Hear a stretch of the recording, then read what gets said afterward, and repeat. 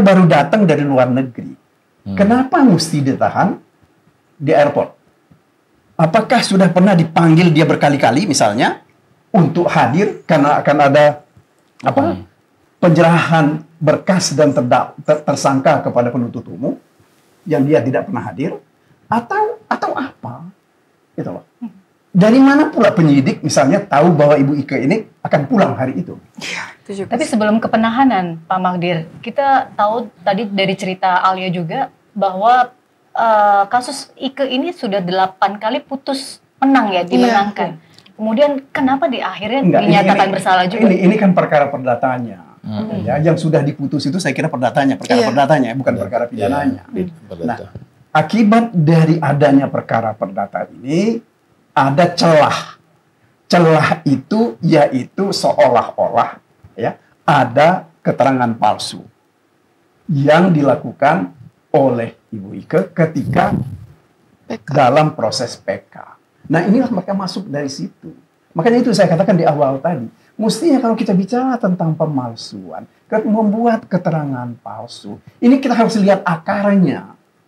Akarnya kalau kita mau coba lihat ya, ini kan KUHP yang dipakai ini kan berasal dari KUHP Belanda 1881, ya, yang kemudian kita terjemahkan menjadi KUHP kita, meskipun agak berbeda, ada cukup banyak perbedaan dengan KUHP-nya Belanda. Kita nggak pernah perbaiki ini, mereka berkembang terus-menerus, ya. Jurisprudensi di Belanda itu mengenai pemalsuan ini, yaitu tadi intinya orang ini akan mencari keuntungan dari satu kegiatan itu. Begitu juga kalau kita baca jurisprudensi di Amerika, di Inggris, semuanya ngomong begitu. Jadi bukan orang yang menuntut haknya. Ya. Saya kira ini yang harus kita lihat secara jernih. Mungkin nanti Pak Sementawai atau Bu Ririn bisa melihat dari sisi pelanggaran hak asasi manusia ini seperti apa. Ya. Tetapi kalau saya melihatnya dari proses perjalanan secara hukum dalam praktek kita, ini ada yang salah.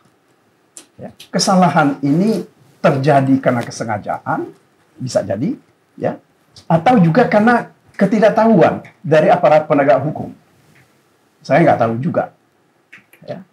Apakah ada kemungkinan pihak-pihak bermain belakang, gitu? Tidak tertutup kemungkinan. Ya. Kita bisa baca misalnya perkaranya Ronald Tanur, ya. Itu kan kita bisa berkaca melihat itu. Bagaimana yang jelas-jelas seperti itu dibebaskan. Kemudian bebasnya ini kenapa? Karena ada suap menyuap. Itu loh. Ya. Saya kira suap menyuap dalam proses penegakan hukum kita ini hampir ya bisa kita lihat, bisa kita rasakan. Kan, tetapi memang sulit untuk kita buktikan, kecuali mungkin kalau OTT ya.